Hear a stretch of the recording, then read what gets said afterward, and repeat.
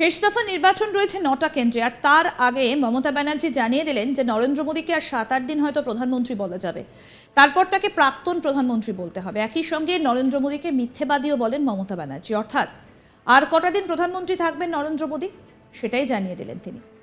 মঙ্গলবার বেহালায় সভা করেন মমতা ব্যানার্জি, সেখানে নরেন্দ্র মোদীকে কটাক্ষ করতে একচুল সুযোগও ছাড়লেন না তিনি বলেন, সাইক্লোনে আমাদের কোটি কোটি টাকা নষ্ট হয়ে যায়, এই টাকা তো কেউ দেয় না, শুনে রাখুন, আর ৭-৮ দিন প্রধানমন্ত্রী বলতে পারবেন, তারপর এক্স প্রাইম মিনিস্টার বলতে হবে। এত ঝুটা তিনি বলেন কিনা সাইক্লোন দিল্লিতে বসে মনিটরিং করেছি, এত মিথ্যে কথা বলার শোভা পায়। আর এনডিআরএফকে ডাকলে টাকা দিতে হয়, আমি যখন ছিলাম তখন সব রাজ্যগুলোর সঙ্গে এনডিআরএফকে যুক্ত করে গেছিলাম। কি বলছেন তিনি শোনাবো। আমাদের কোটি কোটি টাকা নষ্ট হয়ে যায়, এই টাকা তো কেউ দেয় না। কখনো আমফান, কখনো বুলবুল, কখনো সুনামি, কত হচ্ছে। আমি এই জন্যে বললাম, কখনো কখনো কোনো কথা বলার শোভা পায়, কখনো কখনো পায় না। আমি কারেন্ট আপডেট আপনাদের দিচ্ছি, এতক্ষণে অবশ্য শুনেই নিয়েছেন। শুনে রাখুন, আজকে আমাদের মাননীয় প্রধানমন্ত্রীজি, ন্যাচারালি প্রধানমন্ত্রী কথাটা হয়তো আর ৭-৮ দিন বলতে পারবেন, তারপরে এক্স প্রাইম মিনিস্টার বলতে হবে। তিনি কাকদ্বীপের মিটিংয়ে দাঁড়িয়ে বলছেন, সাইক্লোন তো হাম দিল্লি সে बैठ के মনিটরিং কিয়া। এত ঝুটা, আপনি বলুন, এত মিথ্যে কথা বলা শোভা পায়? আর এনডিআরএফ আমায় দেখাচ্ছে, এনডিআরএফ এনডিআরএফ একটা কাজ করলে আমাদের টাকা দিতে হয়, বিনা পয়সায় করে না। তার কারণ, আমি যখন রেল মিনিস্টার ছিলাম তখন এনডিআরএফের সাথে চুক্তি করে রাজ্যগুলোতে করে দিয়েছিলাম। কতটুকু জানেন আপনি? আপনি তো গুজরাটে মুখ্যমন্ত্রী হয়েছেন, দাঙ্গা করেছেন, তারপরে দাঙ্গা করার পর আপনি প্রধানমন্ত্রী যখন হলেন, তার আগে আপনি দেশকে চিনতেন না, সারা দেশে খবর রাখতেন না। আর আমি মুখ্যমন্ত্রী হবার আগে, আমি কিন্তু মনে রাখবেন, আমি নিজে দুবার রেল মিনিস্টার হয়েছিলাম আপনাদের আশীর্বাদে, শুভেচ্ছায়, দোয়ায়। আমি কোল মাইন্স মিনিস্টার ছিলাম, আমি ইউথ অ্যান্ড স্পোর্টস মিনিস্টার ছিলাম, আমি উইমেন অ্যান্ড চাইল্ড মিনিস্টার ছিলাম। এটা মনে রাখবেন, অনেকে ভুলে যেতে পারে, মনে করিয়ে দেওয়ার জন্য বলছি।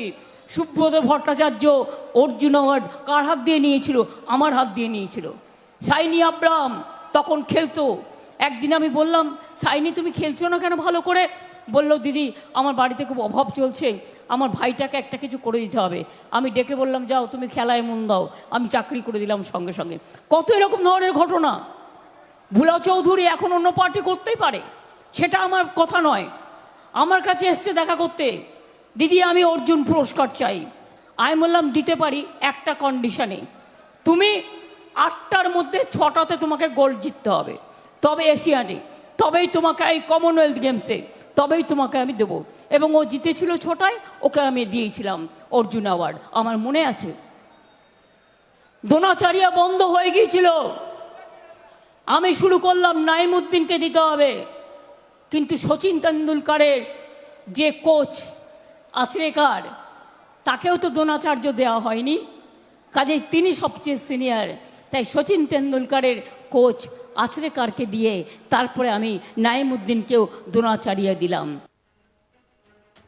এদিন মেট্রোর কাজ নিয়ে প্রধানমন্ত্রীকে আক্রমণ করেন মমতা, বলেন 2009 সালে করে দিয়ে গিয়েছিলাম, 13 বছর লাগলো মেট্রো শেষ হতে, এখন 3বার করে উদ্বোধন করছেন। সব মেট্রো আমার করা, একটাও ওনার করা না, সব আমি করে দিয়ে গেছি। বাংলাকে বঞ্চিত করে করে এত বছর লাগিয়ে দিল। আর কি বললেন মমতা বন্দ্যোপাধ্যায়, শোনাই। আর এই মেট্রো আপনাদের চেহারা বদলে দিয়েছে, 3বার করে প্রধানমন্ত্রী উদ্বোধন করছে, লজ্জাও করে না। একটা প্রোগ্রাম করতে 13 বছর লাগে। আমি 2009 সালে করে দিয়ে গিয়েছিলাম, আর আমি যদি থাকতাম 2 বছরের মধ্যে কমপ্লিট করে দিয়ে বেরিয়ে যেতাম। এখানে ট্রাম লাইন ছিল, মনে আছে আপনাদের? সিপিএমের গভর্নমেন্ট এত করে বললাম 2009-তে ট্রাম লাইনটা উঠিয়ে দিন, ওঠালো না। না ওঠালে মেট্রোর কাজ হচ্ছিল না। তারপরে রাস্তা চওড়া করা হলো, দোকানগুলোকে হকারদের সাথে কথা বলে আস্তে আস্তে আস্তে আস্তে এই কাজগুলোকে সম্পূর্ণভাবে করা হলো। এবং উনি উদ্বোধন করে বড় বড় কথা বলছেন, লজ্জাও করে না। যত মেট্রো আছে বাংলায় প্রত্যেকটা আমার করা, একটাও ওনাদের সময় করা নয়। ওনারা টাইম নিয়েছে বাংলাকে বঞ্চিত করবার জন্য। জিজ্ঞেস করুন টালিগঞ্জ টু গড়িয়া কে করেছে? সুভাষ দার নামে। জিজ্ঞেস করুন তারাতলা টু জোকা কে করেছে? এমনকি জোকা থেকে দমদম চলে যাবে, এটা ডাইরেক্ট। ওইটুকু করবার জন্য এখনো ফিল করে রেখে দিয়েছে, মানে আরেকবার উদ্বোধন করবে। মানুষের যে কষ্ট হচ্ছে বুঝতে পারছে না, যে মানুষ জোকায় উঠলো দমদমে চলে গেল, জোকায় উঠলো ধর্মতলায় চলে গেল, ওইখানে একটু খিচি রেখে দিয়েছে, মানে একটু একটু করে। আর উদ্বোধন করার টাইম পাবে না, এবার আর আসছে না, এবার আর আসছে না। তো আবার কি করে আর উদ্বোধন করবে? আসছেই তো না। অন্যদিকে প্রধানমন্ত্রীর একটা ব্যাঙের ছাতার দাম 4 লাখ টাকা। আমি একটা সংবাদ মাধ্যমে দেখেছি, উনি যে ব্যাঙের ছাতা খান সেটা তাইওয়ান থেকে আসে।